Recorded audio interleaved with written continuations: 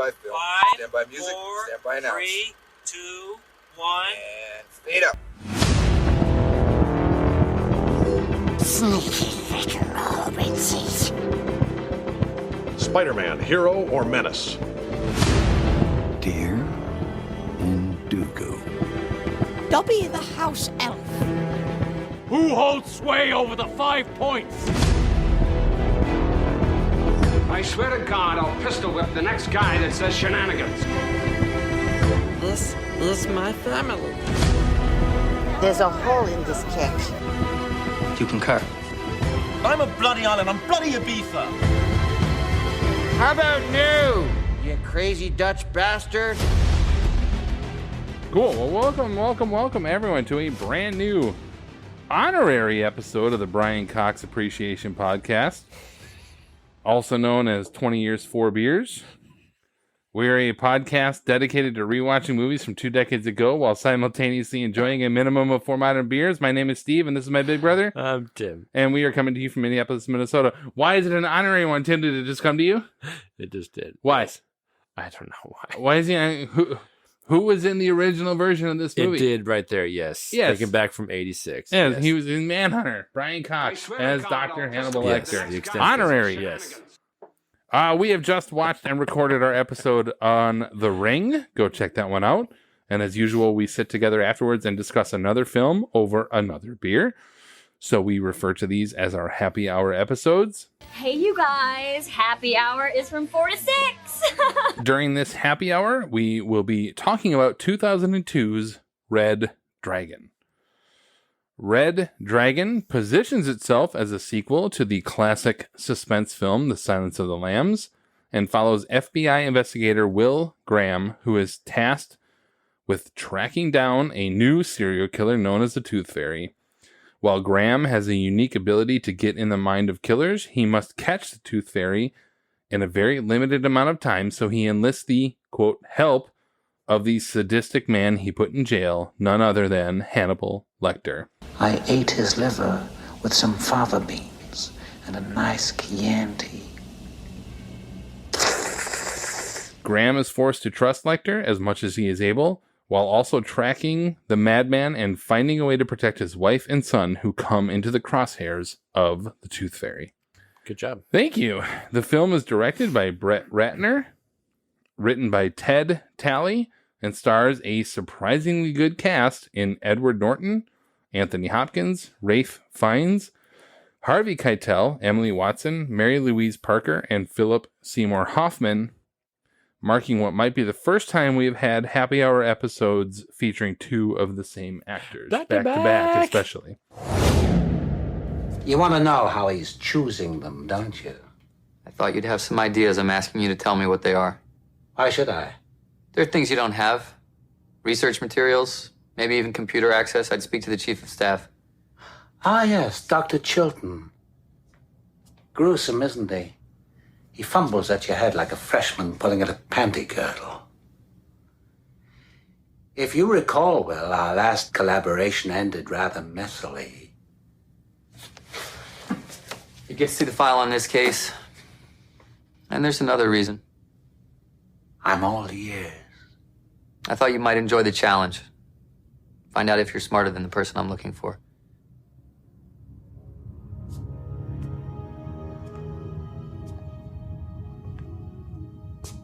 Then by implication, you think you're smarter than I am, since it was you who caught me. No, I know I'm not smarter than you. Then how did you catch me? You had disadvantages. What disadvantages? You're insane.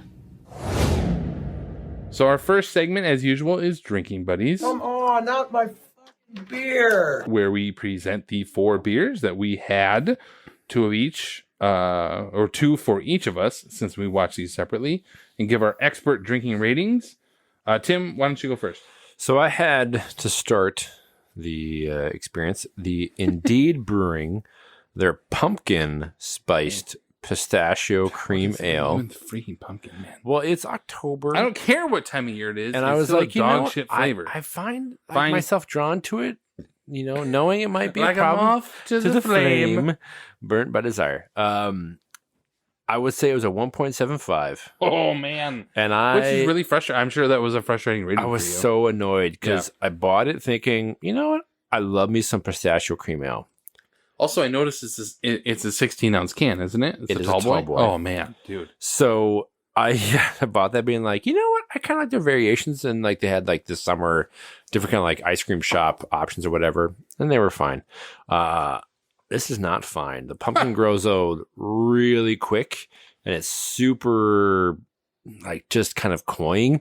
And yes, tall boy, I had to dump it. I was like, I'm sure. this was like, I can't do this anymore. It's really gross. So the point where you offered me like a sip, I and wanted to were show you, like, willing yes. to Yeah. dump it. You should Like, try this, just man. take 2 sips of it. Yeah. Just try it. Just try it. You're fine. I'm fine if you dump it. It's I'll fine. dump I'm 14 dumping ounces of 14 this. ounces of beer, man. I was so disappointed. So if you ever see it, don't do it. Don't buy. But then Redemption had Steel Toes Douglas Black IPA. Yeah, outstanding. And it comes out every now and then. Whenever it is, like, yep, I'm getting that 4.25. It's so good. It's just, I love that style. It's so good. And then right now, Are you going to cover it now, or do you want me to go first? I would say we're covering a beer. I'll have you cover yours, and then we will talk about what we're having now. I just smelled it. I don't So like that's it. what we had. No, sorry. Actually, no, sorry. We were having that in a second, but no. I'm checking my notes. I'm an idiot. You all right there, dude? Record scratch. I then, to make up for the crap that was the first Did one. you just have like 2 sips and then move on to something moved on else? to, so Sure. my first crap one, then a good one. And then the third one was Wasatch Brewing out of Salt Lake City. Yep. Utah. Their Black O-Lantern Pumpkin Stout. Oh, God. Really good, dude. Well, Wasatch is good. I've enjoyed their stuff, but yeah. I don't like pumpkin ales, but give me a stout every time. Yeah, it was 4.25. It's really solid. Every year, this time, I seek it out. It's so good. So yeah, I know you don't like pumpkin. Ooh, you so much. But it was so good. Well, I had 2 beers that you had, but I had Bearded Iris out of Nashville, Tennessee. Their Tunnel Vision DDH Citra double IPA. I think it's probably an IPA, but it's a double IPA. It's 8%. I had a 4. You had it the other day. I had a 4.25 out of 5. Very delicious IPA. Easily one of our favorite hops and Citra. And also wasn't like Cryo Citra or some like New Zealand version of Citra Yes. or whatever. No, it was like true Citra. So 4.25 out of 5. And then I had Eagle Park Brewing Company out of Milwaukee, Wisconsin. God bless them. Their double blackberry lemon gosa. I don't need a name. It's just a double blackberry lemon gosa. You had it the other day too. Yep. 4.25 out of 5. Very delicious combination. Like, I mean, if you were to get like sherbet and it were blackberry lemon, be like, oh my God, it's so good. It's a great combination. Yep. And then in the beer, they do a little sea salt in there as well, just to kind of balance it out. It's really good. It was Very really well done. interesting. Like, what is this? Yeah, it's really good. So I had those 2. Now take us away on the drink that I have to choke down like a Las Vegas hooker in 1975. Oddly specific. Yeah, For the I've year been in question. there. I've been there. I've heard legend Time tell travel is a of thing. the mid 70s. We have right now. Oh, man. You're gonna be so fine. I'm going to try it. I'm gonna try it. I will try I'm really anything. proud of you. I will try anything. Because again, I'm a big fan of the pumpkins this time of year. For the stouts, good walking around the neighborhood for Halloween. Anyway, we have Southern Tier out of Lakewood, New York. Their Warlock Imperial Pumpkin Stout. And again, I'm biased. I like it. It's a 4 for me. I like the kind of the Imperial Stout. Pumpkin's pretty good. It's not overwhelming. But not as good as Wasatch, but this is it's fine. We can get a different option for you as we talk through it. It's fine. It's fine. It's back First to of all, throat. it doesn't taste like pumpkin. It's see? cinnamon, Very and subtle. nutmeg. Yeah, nutmeggy. Yep. And there's no It's a such 4 thing for as a me. pumpkin flavor because that doesn't exist. Pumpkin has no flavor. It I is like literally that. I just like the a splitting shit hairs. ton of spice in there, and then you're gonna call it pumpkin because poor people on the way just decided we got to eat this stupid thing like cabbage This vine. in Europe. It's like pumpkin is the American version of cabbage. This is absurd. It has no taste. You add No, to it does to have taste, but that's the thing. This You is don't not wanna- what pumpkin tastes like. If it said pumpkin pie stout, that's a different story. It is a semantic argument for me, and I will die on this hill. Pumpkin pie is different than pumpkin. True. A pumpkin stout is not pumpkin because there is no flavor to pumpkin. True. There's only like a smell to pumpkin. Everyone knows what pumpkin smells like, Yep. and it ain't this. It's not pumpkin. It's just not. This Who is knew fine. It's you a would good have- stout. No, Right? well, who knew? Anyone who worked with me at Barnes & Noble for years bitching and moaning about pumpkin spice lattes every freaking August when it came out. Who knew? I can see you Everyone. coming to work. Everyone. It's and like, see oh, God, it's the here. notice of like Oh, we're doing God. pumpkin, and you just Again. like slam Yeah. it down like the Bill's No, offensive no. coordinator. Like No. Yeah. No, I'd be like nut punching myself. Just be like, it's not a pumpkin flavor. Just get freaking cinnamon dolce. That tastes like fall. and your employees Look at you like okay. So yikes. Southern Tier is a very good brewery. They make really good stuff. Oh god. This stout is good. Yes. And then what they do is they bastardize it by throwing some cinnamon and nutmeg in it. It's fine. It's fine. So I get what they're saying. It's pumpkin in a classic sort of pumpkin pie It standpoint. gets you there. No. It's fine. I will probably not finish it, but I'm good with sipping away at it. If you want, It is you can finish the Oh, barrel age from oh Invictus. well, okay. There you All go. right. I'm not even going to feel sorry for myself. don't I'll feel- take that. yeah. That's fine. All right. Well, rant done. Our next segment is the social network, If you guys were the inventors of Facebook, you'd have invented Facebook. where we take a I look love back at these the happy critical hour and fan reception from 20 years ago. As usual, Tim gets to take us through our social network. So, Tim, go ahead. I gotta Yeah. collect myself. Compose after- yourself. Oh my god. This You is do not want so... to. You do not want to f with me on. I didn't pumpkin realize it'd be spice. so triggering. Oh, pumpkin spice. Oh my god. No. Oh god, this is my favorite. Pumpkin's terrible. Oh god. Also, pumpkin is terrible. Who out there goes like, I love the taste of pumpkin? Who's like, I'm gonna cut into this pumpkin and eat it? Nobody. Nobody does it. delectable. And yet they claim that this tastes like pumpkin. It doesn't.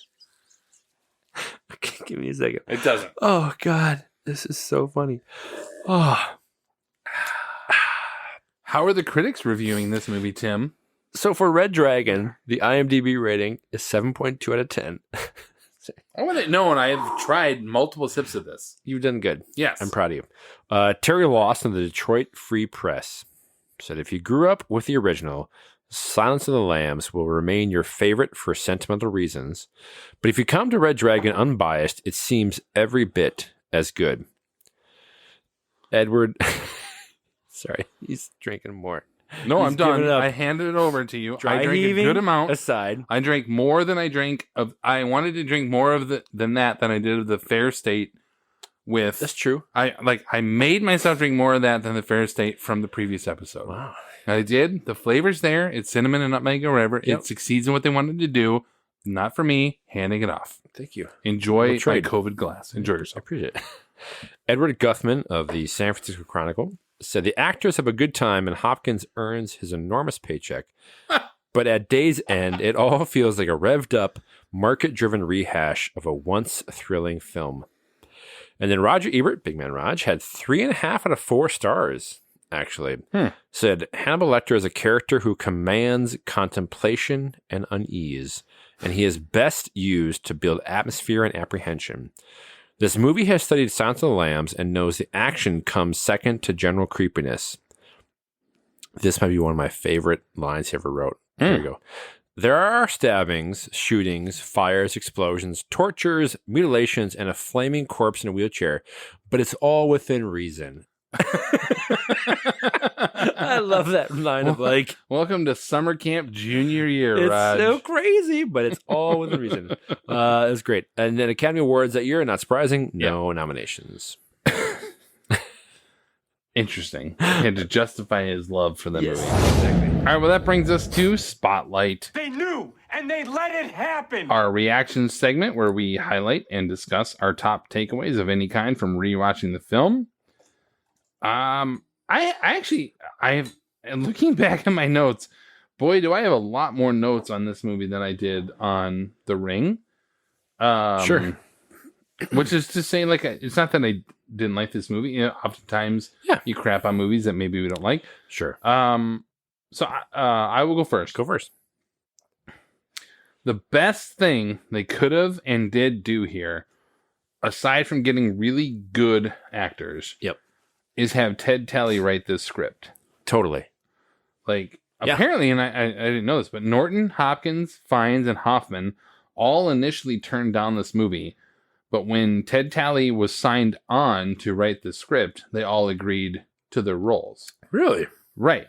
And for those of you who don't know, Ted Tally won the Oscar for adapting Silence of the Lambs. Is it The Silence of the Lambs or Silence of the Lambs? I always go with Silence of the I Lambs. would say, like, Silence of the Lambs. Anyway. The superfluous. But yeah, whatever. Yeah. But yeah, it seems pretty key. They brought him on. And so, the absolute best thing to do is bring it on. And I think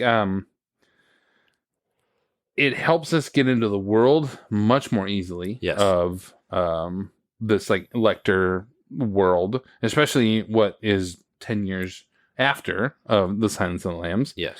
It didn't feel like somebody else was trying, quote unquote, to write a Lecter film, which I will get back to in a bit. But aside from some of the slower parts, and I think there are some, one thing I would have changed, for example, is the, like, I would have adjusted the Francis Dollarhide story in, like, when they start with Dollarhide being crazy, where he's like doing the he's like talking to his grandma, weightlifting voiceover. Yeah. If they had flipped that, where he was like just telling his story with Reba, and like a simple man who's just trying to do that, but then about midway through the film, you get that behind the scenes, like, why is he crazy? Yes, we all would have known he was the bad guy here, but it would have really hit more versus like starting that this is the crazy guy, so we don't like him. Yes. That's a quibble, but bringing Ted Tally into this was the most important thing they could have done. Yes. And it feels similar. We'll get into Brett Ratner's direction in a little bit, but I think, like, his writing, the adaptation is really good. Yes. Really well done, and updating it 20 years after the movie would have come out, or the book would have come out. Yeah. So Ted Tally, outstanding. So for the Initiated, Red Dragon is a book that came out. It's a prequel. Came out written before Silence of the Lambs. So was it written first? Yes. Right. It was the first in that early series, 80s. right? Yeah. Was Red Dragon. Yeah. And then late 80s was Silence of the Lambs, and that got adapted into. But Manhunter was adapted first. Exactly. Which was off of Red Dragon. Yes. Yep. And then, like, 10 years later, Hannibal comes out, which is a terrible book and a over-the-top movie. Over the top. I don't think it's a terrible movie, but it's over the top for sure. Yeah. But again, the source material is garbage. Like, it was awful. But it's good to, like, so this, however, this movie came out after the Hannibal book and adaptation. So it's after the third book and third movie or second movie. So it's a third. It's a weird continuity thing. It's the third movie for Anthony Hopkins. Yes, because Hannibal was before, and then this was his last time. But it's technically the initial story that came out. But this is the first story of it. Yeah, of him. It's so weird. So it's a weird thing. Like it sets up in a weird kind of way where you're capitalizing on the nostalgia of the first movie, Silence of the Lambs, but yet it's a prequel to it, and so it's a weird vibe. They're trying to, like, really thread this needle, and overall, I do think they land it well. Yeah, because you're right. The storytelling device and the narrative is somewhat a retread. We've got Lecter in a cell, and he's working with, quote unquote, an FBI agent, seeking his assistance on taking down a serial killer. So it's almost like a 1-for-1 retread. That being said, I do love me a really solid serial killer movie. Sure. Where it's got a creepy yet empathetically broken villain and a reluctant kind of do-gooder hero. And they have two parallel stories of them coming together as the mystery is solved. So at the core of it, I'm happy that they brought in and had the screenwriter from the first movie, Silence of the Lambs, redo this in a way. Because again, the movie itself the book had been adapted in the mid 80s. Yeah. So, which is so weird because like there's more backstory on Dollarhide than there ever was on Buffalo Bill. Oh, in the totally. movie, right? Oh, I yeah. mean, like, because Buffalo Yeah. Bill just shows up towards Yes. the end. So, I mean, you get some of the empathy there, but Yes. again, it's just a little bit different. But the feel was there.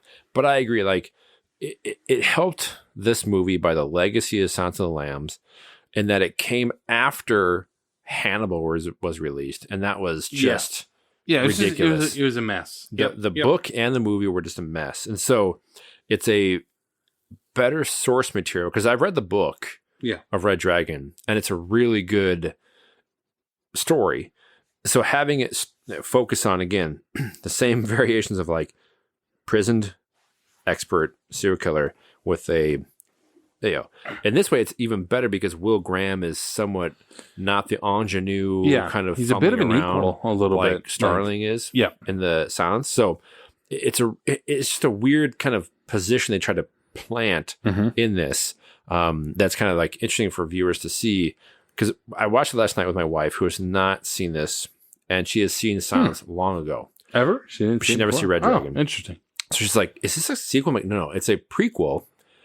But she goes, "It feels like the same movie." I'm like, kind of, only in the sense of it's a serial killer trying to be stopped by the FBI using Lecter.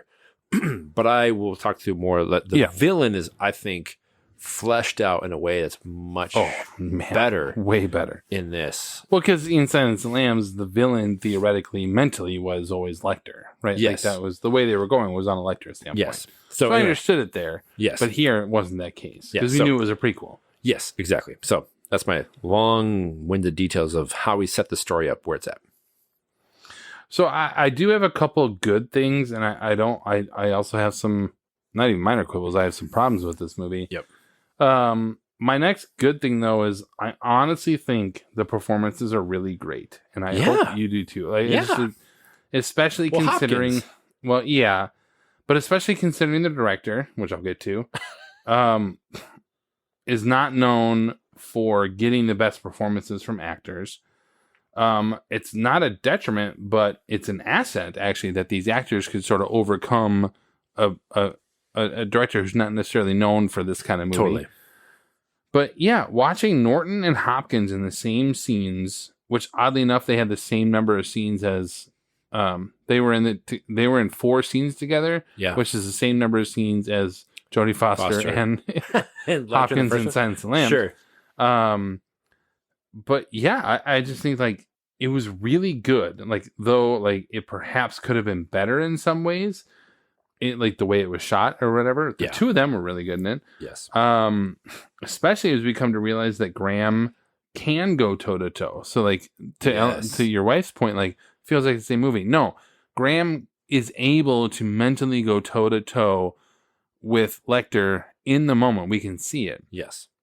In like Clarice Starling, she doesn't realize that until after the movie. No, Like, she's being used by the FBI. Yeah, it's a totally different thing there.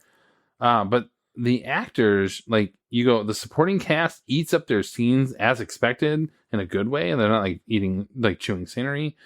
Yep.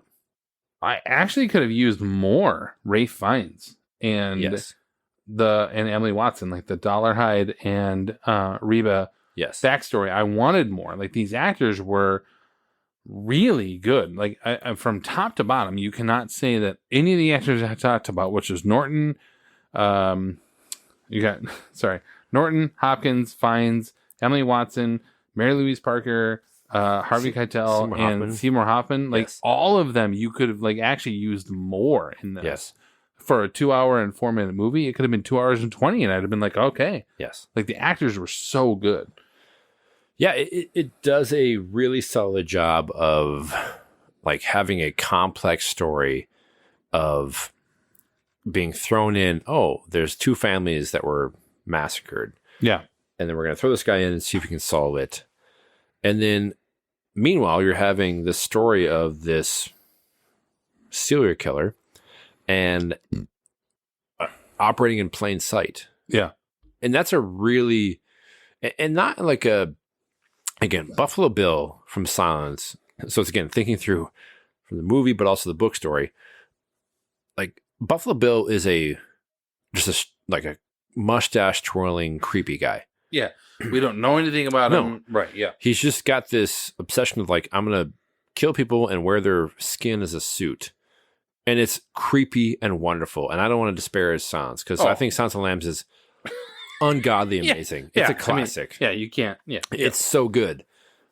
But thinking through this, it is, I think, a great thing of having Francis Dolarhyde, the villain, portrayed in a really empathetic lens of how he came to be. But that's the thing, is that was my problem with the editing, is to say, like, he is empathetic, but it was like an after effect. Yes. Had they started with empathy, yes, it would have actually hit more. Yeah, I totally agree. Had he been a kind of he is more run-of-the-mill guy, he's more likable in his non-crazy times. Yes. Yep. The one thing I had to say was I do find a challenge in these type of stories where there's a bit of a drawback where the dependence on an evil character relies on mental health instability. Always. It's always that way. Right? And it's like, it's a tough connection that sometimes just doesn't sit well, where you try and build empathy in the sense of a character like this was beaten and abused and made evil. Yeah. Well and good. But it's also somewhat off-putting to the idea of like mental health problems will make you evil. Yeah. As like a correlation causality type of thing, which I really struggle with, which I think is somewhat why I appreciate the kind of story with Francis Dolarhyde and then Reba, the romantic interest, and she's blind. She doesn't see his facial issues. So it's really well done. But I say all that because I think that's why it makes Hannibal even more of an amazing villain of sorts, where he is so like, there's no mustache twirling. He's kind of Joker in many ways. Yeah. Yep. Where he's just like, something's off with this guy. And he is crazy. But he can handle himself in such an amazing way that that's why I think it's a great reflection of Lecter, as well as kudos to Hopkins, man. Like, Hannibal, the movie. The first couple of lines, you're like, is he like mimicking himself? But then once he's in it, yes. Yep. But he's so good in this character. Yeah. And you think back to the original and like, oh my God, the dude was unreal. Yeah. That's why I think Hannibal, the movie, sucks, because he's not good as a character outside of the confines of a cell. When he's like out in the world and his full bombastic, it's just crap. See, but I agree with you, except in the beginning of this movie, he's really good. Yes. And creepy as that person who's getting away with it. Yes. So, like, I don't think he's good in the world after everyone knows who he is, like in the crazy version of him. Yes. But then the subdued, I'm getting away with this and I'm way smarter than you way, he's really good in that. Yep. So I agree. Were you good? Yeah, good. I'm gonna take a giant dump on Brett Ratner. So be ready. Okay. So while I like this film overall, in particular the performances and writing, the biggest weakness and what separates this film from a good film to a great one is Brett Ratner's direction. Yeah. And we just saw this with The Ring. What separates is like there's no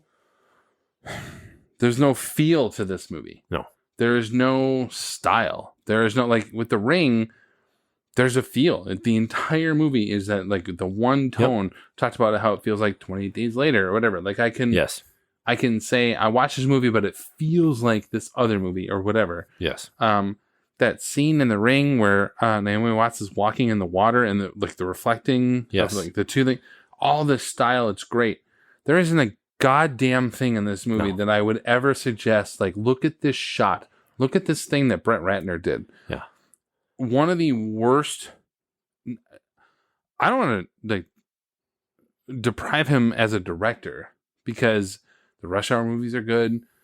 Yeah. X-Men Last Stand is fine. He's made some fine movies along the way, but he's known as a comedy director, or he should be known as a comedy director and like an action movie director. Yes. Of which this is neither. No. It's not a comedy movie or an action movie. So why the hell is Brett Ratner directing this movie? I don't understand it. And not to go on like a pumpkin spice style rant of this, all of the shots are basic setup shots. All of the actors are centered on the lens, like just dead center. Yep. And it's distracting. I was like, what are we doing here? Yes. The tone, like the color is stupid. Like there's no, this is a serial killer movie. Why don't we have any kind of dark tone? Yes. There's a difference between dark and, like what's the term I'm thinking of? Like luminous or like there's a difference between like a dark movie, like visually dark, and like feeling dark, true. right? Yes. Like the ambiance is dark or whatever. And this is just like a dark movie. The tone is just dark. Yes. Like, oh, it's just dark in it. Yeah, I just, there's not a single scene that I could point to that stands out as an example of why he would have been chosen as a director. This should have been a young horror director, a la Andy, is it Muschietti or Muschietti, who did It in It Volume 2? Or we just watched it with Gore Verbinski. Yes. Like some sort of up-and-coming director or a music video director or something like that, you know, who could have had a visual style with this movie. If there was some sort of style with this movie, it would have been amazing. Yes. It would have been like, okay, we have these amazing actors. You got Ted Talley, who won an Oscar for adapting these things, and we're going to bring this guy in who knows how to shoot a tone and a feel to this movie. Instead, they brought Brett Ratner in, who I was like, why not just bring in, I don't even know, whoever the hell directed Sahara, or like just sure, exactly. You know what I mean? Like, yes, it doesn't. It felt so forced to just bring him in. They were, and so I talked about Ted Talley. Like, I'm so glad they brought him in because every other screenwriter would have been, quote, trying to write a Lecter movie. And I felt like Brett Ratner was just, quote, trying to direct a Lecter movie. Like Silence of the Lambs or Manhunter with Michael Mann. Yes. Or, I mean, like, think of that. Like, you got Michael Mann, you got Jonathan Demme, and you got even Ridley Scott. Yes. And you got freaking Brett Ratner is the guy you bring in to do it. Right. Yes. It's just it's a distraction. Visually speaking, there is nothing worthwhile in this movie. And it is a detriment to the like feel and the overall story of it. And it's hard for me to recommend it to people because of that. There I said it. Breck Eisner is the name you're looking for the director right. of Sahara. Yeah. Who's that? Don't know. I don't know. And I love Sahara. I love that so- movie. yes. Because that's exactly what you're supposed to do. It feels like a CBS procedural. Yeah. There's nothing to this. That's the challenge of this. There was the like, pedigree of nothing. the character in question, largely driving this, Lecter, and the actors involved, and the kind of legacy of all this. This is the last version of something, even though it's a retread of something. It's going to be kind of that a big feel. I agree. It just feels like rinse and repeat. Yeah. Okay, this. Like it has nothing that stands out visually. Nothing. So while I really enjoy it, oh yeah, absolutely, and it's a well done. Yeah, I'm not mad I had to buy this movie. No, but yeah, but it's definitely one where like it got done, and I was like, yeah, I'm happy to watch this again. It's a good kind of vibe for this type of year as well, like a suspense. Your wife like it? She did. Yeah, she did.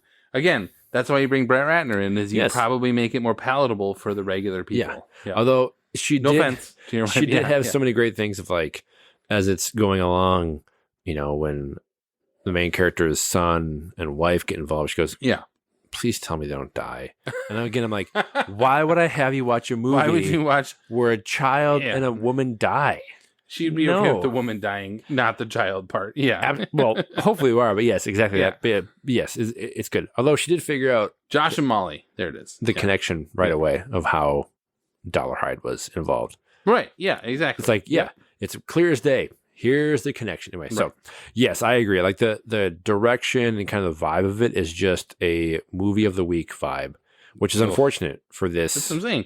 It's a detriment. Yes. You start off with, if you're going to tell me like, not to sound like what's his face from Entourage. Is that something you might be interested in? But you're just like, if you're going to tell me you're going to get all these actors, Yes. you're going to get all these people, and you're going to get the Yes. screenwriter of an Oscar-winning film, Yes. and you're going to be like, is that something you'd be interested in? And you'd be like, oh, but I've attached Brett Ratner. It'd be like, F you, man, I'm out. Really? Yeah. You couldn't? Okay.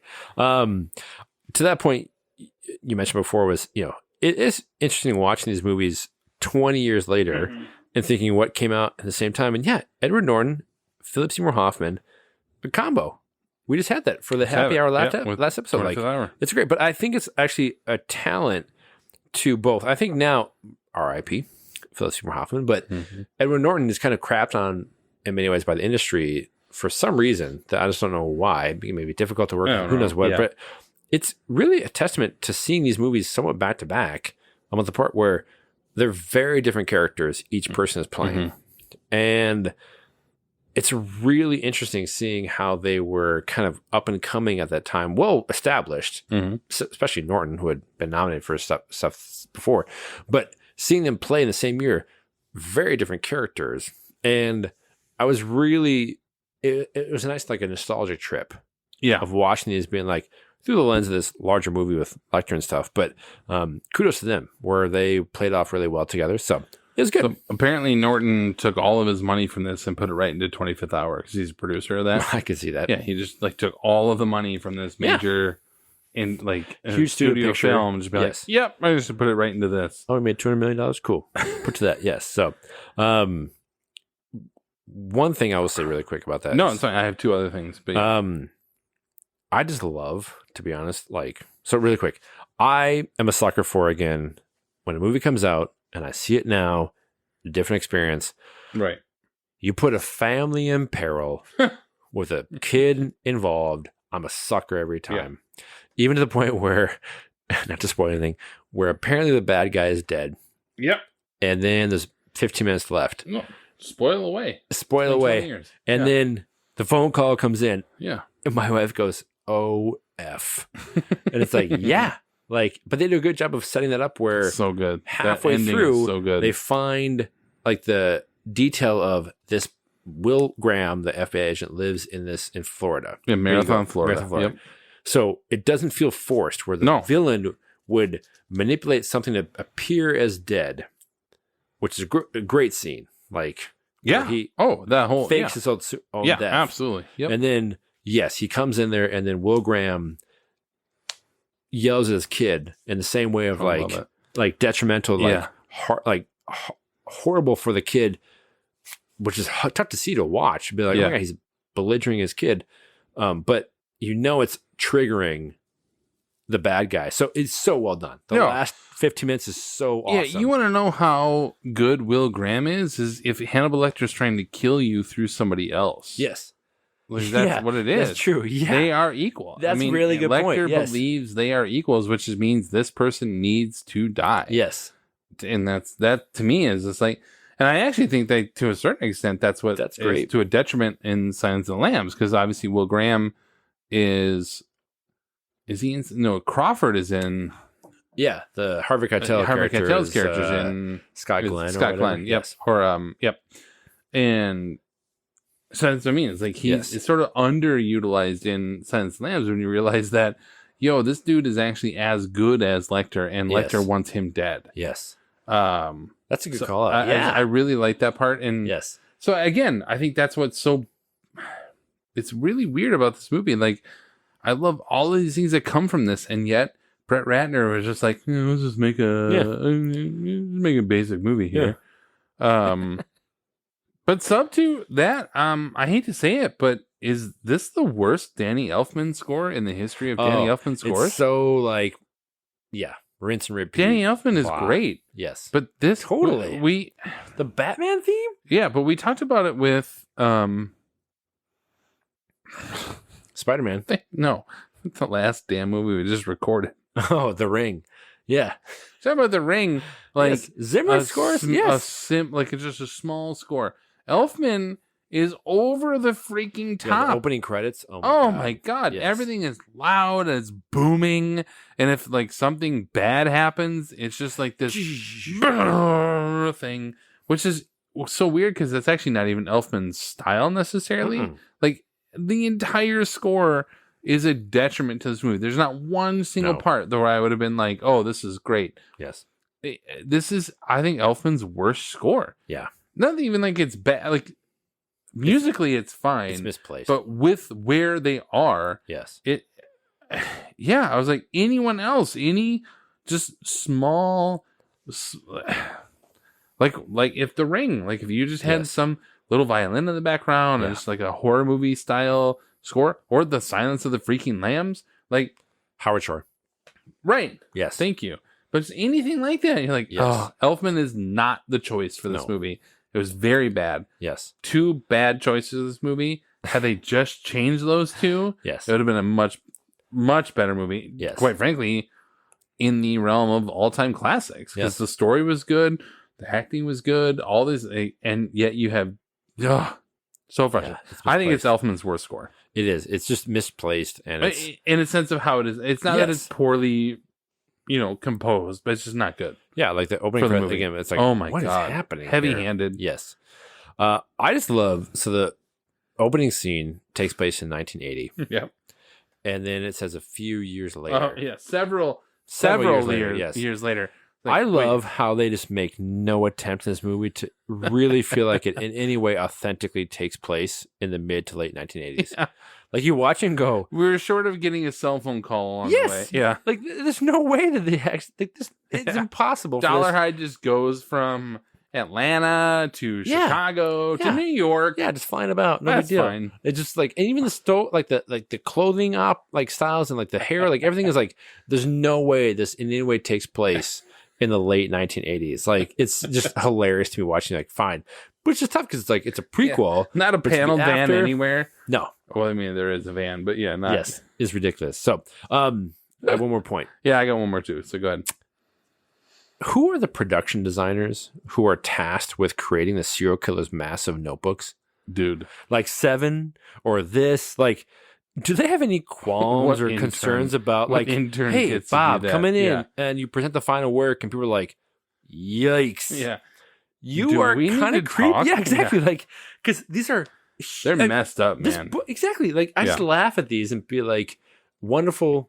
Actually, I feel like this is a good execution. Same with Seven. Like, or The Ring, not to go back, but like The Ring with like that book or whatever, or like those articles and like the people scratching the hair or whatever. Yeah. Like you have to create the experience of disturbance. Yeah. And you're broken as a human being and you have to create that visually. Yeah. I just laugh at all these things like production design, like let's have a brainstorming meeting and we're just going to be like, it's a safe space. Yeah. But yeah, we're all it's all tripping acid here. And it's gonna be terrible. Oh my god! And what's the worst thing you can? Is there a line you're like, oh my god, that's too much? Yeah. Yes. I know. It's like, if child murder is not like, why don't you keep going there? I like where you're going here. Why don't you keep going down that path? Exactly. Wait, I have to keep going? That wasn't bad enough? We're going to kill people, drag the dead bodies of kids in and put mirrors in their eyes. Yikes. Oh, how are we going to set that up? I agree. Tell me more. Is that something you might be interested in? Yeah. My actually last point is, as I was thinking about it, has anyone had a better start to a career than Edward Norton? Totally. Oh, no. Yeah. No way. I was looking at it, I was like, especially when compared to the slow rise of Philip Seymour Hoffman or other people at the time, right? In the same movie. First role, Primal Fear. And an Oscar nod. Second role in a Woody Allen movie, Everyone Says I Love You, a terrific film, actually. Then a Milos Forman movie, right? People versus Larry Flint. Then another Oscar nod for American History X, an all-timer from a performance standpoint. Then working with Matt Damon in a very good movie of Rounders. Very good. Then freaking Fight Club. Then directing his first feature in a film I will die on and Keeping the Faith. So good. From one of my favorite early, but even if you don't like it, he's directing it. How many studios allow an actor after 4 years to direct their own film? And then the score with freaking Brando and De Niro. Yep. All of this is prior to the movie we're currently talking about. Then he does the 25th Hour with Spike Lee, and then working with Anthony Hopkins in this movie. It will never be topped. No. I haven't done research because I don't have to. that will never be topped. No. In a 6-year span to do what I just said is unheard of in Hollywood. To the point where, again, everyone assumes he had roles prior to Primal Fear or these other movies. No. He just started with an Oscar nod. Came out of nowhere. Yeah, outstanding. Nobody has had a better beginning than Edward Norton. Yes. It's amazing. Yes. That's a good one. So with our reactions out of the way, that leads us into our next segment that we call The Verdict. I'm going up there, I'm going to try it, I'm going to let the jury decide. This is pretty much exactly how it sounds. Each of us takes a minute to put a cap on our reviews, give a rating, and whether or not the film holds up 2 decades later. Do you want to go? Do you have one? I didn't write one just down. Making up. God, this is 2 in a row. You haven't. Extemporaneous. Yeah. All right, fine. Sorry. Go ahead. I'll finish. It feels in many ways like a rinse and repeat of a classic Oscar-winning film, but yet it capitalizes on the nostalgic experience you have of it, but it does not diminish it. No. In what they create and what they put together, they have a very sympathetic villain and a solid cast that comes together in a tension-building, atmospheric, wonderful film. I thoroughly enjoy it. I haven't seen it in a long time, and I'm happy to watch it again because it pairs well for this type of year. Yeah, like time of year, I should say, like Halloween, like getting like it's a underappreciated film from that time. Right. Yeah. So my verdict, in the end, I enjoy this movie and would recommend it to anyone looking for a bit of suspense with some good to great performances. Yep. However, I would classify this as Silence of the Lambs light. Yes. And it just does not deliver on the potential that it had, considering the cast and the writer and the pedigree. Ratner's direction takes us from something that could have been great to something that feels like a wannabe Oscar contender. Not to say it is bad, but I would say just enjoy it for what it is, a Friday night fill-in movie with upside. I have 3.5 out of 5 from a star standpoint. I think it holds up. Yeah. It's exactly what it was before. But there's a part of me that's really frustrated at the missed opportunity that could have been. Yes. That's why they don't ask me. So we come now to our final segment, which is Quiz Show. The exciting quiz program, 21. Where we search for trivia surrounding our subject film and try to stump the other. I do have a few. I don't know how many. You got a few? Got 2. You got 2? I'll go first because I have more. Both Edward Norton and Philip Seymour Hoffman share the screen in this, as with our last happy hour movie of 25th Hour. The two would share another credit one more time before Hoffman's death in 2014. In what Ricky Gervais movie did the two actors appear in 2009? Is it The Invention of Lying? It is The Invention of Lying. Oh my gosh. Only because you said Well Ricky Gervais. played. Yeah. That I had to give a so bit good. I know, but I had to give a bit of a... Yes. Yeah. Wow. I totally forgot. They weren't. I don't think they were in the same scenes together or anything, but they share a credit. That movie's really good. Yeah, no, I agree, but I'm just saying, that's the other time that the two of them were together. That's really good. I had no idea. Similar to that, 10 years after Red Dragon, Edward Norton and Harvey Keitel starred together in what quirky comedy by Wes Anderson? The Grand Budapest Hotel. Maybe that, but Moonrise Kingdom. Oh, they did. Yeah, Yes. Yeah. See, Are they Budapest Hotel? and so is Ray Fiennes. The three of them are in that movie. That's what I'm saying. That's so good. I didn't realize Keitel Cartel's was in that? Moonrise Kingdom. Oh, yeah. Yeah. So, I mean, Wes Anderson, God bless you, buddy. But yeah, the three from this movie were also in Grand Budapest. So you got to give me a bit of credit I'll on that give you one. that, yes. Yes. Even I will more, take yeah. Take the W. That's Actually, good. I don't even know if I've seen all of Moonrise Kingdom, to be honest with you. Oh, it's very fine. Very Wes Anderson-y. I mean, I love Grand Budapest Hotel. I think is actually one of his best movies, minus Royal Tenenbaums. Yes. But yeah, the three of them are in that too. So Yeah. all right, I'll take the loss, but also take a Well, win. it's good, yeah. I'm gonna ask 2 more. You have 1 more, right? I do. So what actor has appeared in all 4 Hannibal Lecter films? Manhunter, Silence, Hannibal, and Red Dragon. I have no idea. I mean, Hopkins is 3, but there's... Correct. I don't know the fourth that would have been involved in Manhunter. So Frankie Faison, who was Barney the orderly in The Guard? Yeah, the guard. Oh, He actually has a small role in Manhunter Really? as well. Yes, so he is the only one to appear that's in all awesome. 4 of them. That's really cool. I know. I like that.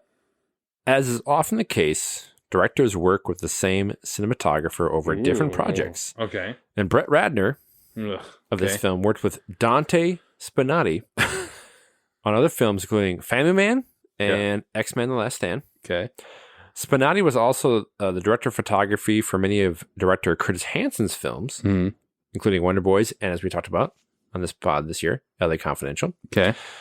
Spinati also partnered with Michael Mann for Last of the Mohicans, Heat, The Insider, and their first partnership was for what 1986 serial killer film? Manhunter? Right?